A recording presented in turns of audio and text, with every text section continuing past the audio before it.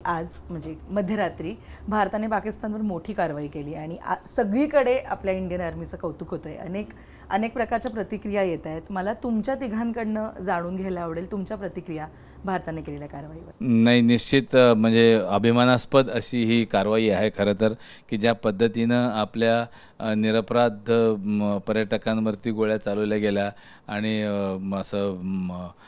त्यांच्या कुटुंबात समोर त्यांच्यावरती गोळ्या झाडल्या गेल्या. इतकं म्हणजे असं हे माणुसकीला काळीमा फासणारं कृत्य केलं. त्याचा हा बदला घेणं फार गरजेचं होतं आणि तो आपल्या भारतीय सैनिकांनी तो बदला घेतला. त्याच्याबद्दल मी पहिल्यांदा सगळ्या भारतीय सैनिकांचं मी आभार मानतो, कारण त्यांच्याच भरोश्यावर आपण सगळे सुखरूप आहोत या देशामध्ये आणि हे फार गरजेचं गोष्ट होती. अपेक्षित होतंच, पण इतक्या लवकर ही कारवाई होईल हे जरा अनपेक्षित होतं.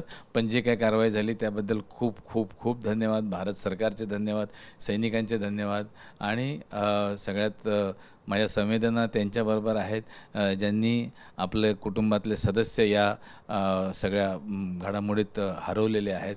पण आम्ही सगळे भारतीय त्या कुटुंबाच्या समवेत आहोतच. तर खूप चांगलं झालं आहे. खूप खूप मनापासून बरं वाटून राहिलं सध्या.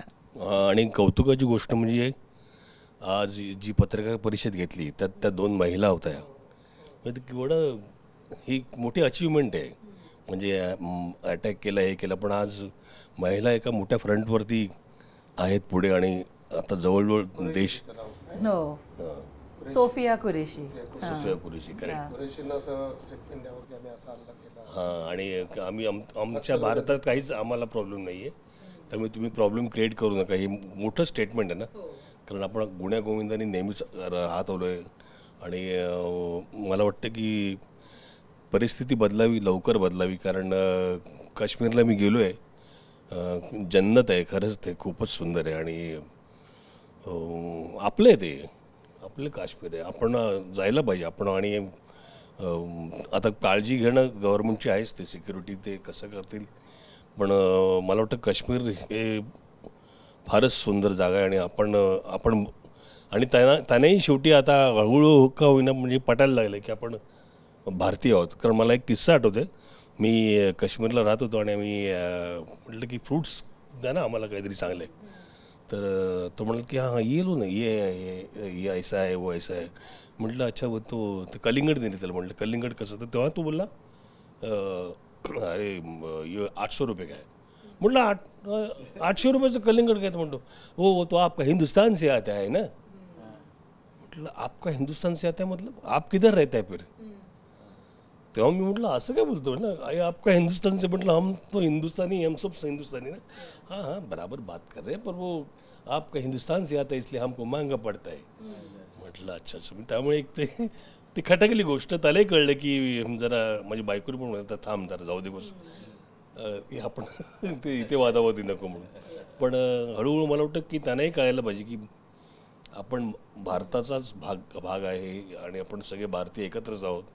आणि हे युद्ध वगैरे फार भयान आहे. लोकांना खूप हे गंमत वाटते की अरे युद्ध करा आणि करत नाही. ते भयान अवस्था होईल, सगळ्यांचीच भयान अवस्था होईल. आणि हिंदू मुस्लिम दंग्यात पण आपल्या लोकांची किती वाईट अवस्था झाली होती. तर सगळं छान राहावं, पण गुण्यागोविंदांनी लोकांनी राहावं आणि सगळीकडे शांतता राहावी. छान छान सगळ्यांना आनंदाने जीवन जगतावं अशी माझी तरी इच्छा आहे. अगदीच. आणि मॉकड्रिल हे 2-3 दिवसापासून चालू होतं सर, आणि अचानक मध्यरात्री अशी गोष्ट घडते आणि आजची सकाळ ही प्रत्येकासाठी की अरे, कारण एक असतं ना की सगळेजण आजच्या दिवसामध्ये होणाऱ्या मॉकड्रिलबद्दल विचार करत होते आणि अचानक अशा प्रकारची बातमी आली. सर तुमचं काय मत आहे? मला असं वाटतं की जे गुन्हेगार आहेत ते 4ही लोक समोर आले पाहिजेत. दुसरी गोष्ट, जे नक्षलवादी ट्रेनिंग करतात ते त्यांचं घरदारच ते उद्ध्वस्त करणं ही चांगली गोष्ट आहे. भारतात वातावरण चांगलं निर्माण झालं त्यामुळे वाटतंय. पण टोटल जे भडीमार केला जातो की पाक आपला दुश्मन, पाकिस्तान आपला दुश्मन, हा जो काय असं मुलांच्या मनावरती बिंबवते किंवा मुसलमान आपले दुश्मन, हे मीडियाचं आपल्या लोकांचं सगळ्यांचं चुकीचं आहे की सगळीकडे मानवजात चांगली आहे, सगळ्यांनी आनंदात राहावं आणि जे कोण नेमके चुकीचे आहेत त्यांच्यावर हल्ला करावा, त्यांना संपवून टाकावा किंवा त्यांना समज द्यावी, ह्या पद्धतीनं झालं पाहिजे. नाही तर पाकवर हल्ला आणि पाकचे दुश्मन जरा अति होत आहे असं मला वाटतं. की नाही, सगळे देश आपापल्या पद्धतीने आपापल्या ठिकाणी चांगले राहावेत. आणि ही जी ट्रेनिंग सेंटर अशी आहेत जी नक्षलवादी तयार करतात, ती मात्र पाकिस्तानच उडवायला पाहिजे होती. आपल्यावर वेळ आली, कोणी पण असले तरी उडवून टाकले पाहिजे. ते तसं टिकूच देतं कामा नये, त्याचं बी रुजताच कामा नये, त्याला मुळातच नष्ट करायला मला पाहिजे. वाटतं की जेव्हा तुम्हाला माहिती आहे की एखादा अटॅक झाल्यावरच आपण अटॅक करतो, जर आपल्याला ऑलरेडी माहिती आहे की ही इथे इथे आहे, इथे लपलेली, मग ते आधीच उद्ध्वस्त केलं पाहिजे ना. काय एखादं गरीब किती वाईट आहे, लहान मुलं बसल्या, बायको बसले आणि तुला गोळी मारतात. अरे तुम्ही विचार करा, आज एक 26 माणसं मरतायत आणि त्यांच्याबरोबर अख्खं कुटुंब सगळं, किती हा दहशतवाद फार वाईट आहे. हा किती भयान आहे ती अवस्था. म्हणजे आपण तर आपल्याला इथे बसून धक्का बसतोय, पण ज्यांनी तिकडे फेस केले, ज्या मुलांनी बघितले आपल्या बाबांना गोळी मारली किंवा आपलं काय झालं काकाला मारलं, किती त्यांना त्यांचं पुढं आयुष्य कसं होईल, काय होईल, त्यांना किती मानसिक त्रास झाला असेल ह्या वयात. तुम्हाला वाटतं कोणावरती अशी दुश्मनावरती पण अशी वेळ येऊ नये ॲक्च्युली. तर हे असं होऊ नये ॲक्च्युली. It's very bad. आपला लढा नेहमी नक्षलवाद्याशी आहे, देशाशी नाही. देशाला म्हणजे आम्ही आत्ता अझरबैजानला गेलो होतो, पाकिस्तानला अजून कुठल्या एका सॅन्टोरिनीला गेलो होतो, तर पाकिस्तानची हॉटेलमधल्या लोकांनी एवढं सपोर्ट केलं आणि ते म्हणले आम्ही इंडियन रेस्टॉरंट नाव लिहितो. कारण पाकिस्तान रेस्टॉरंट म्हटल्यानंतर एवढं गिरायक नाही, पण इंडियन रेस्टॉरंट लिहिल्यानंतर परदेशी येतं. तर पाकिस्तानचे किती फॉलोअर्स असतात, चांगले असतात लोक. कॉमन माणूस हा आपला दुश्मन आहे ना.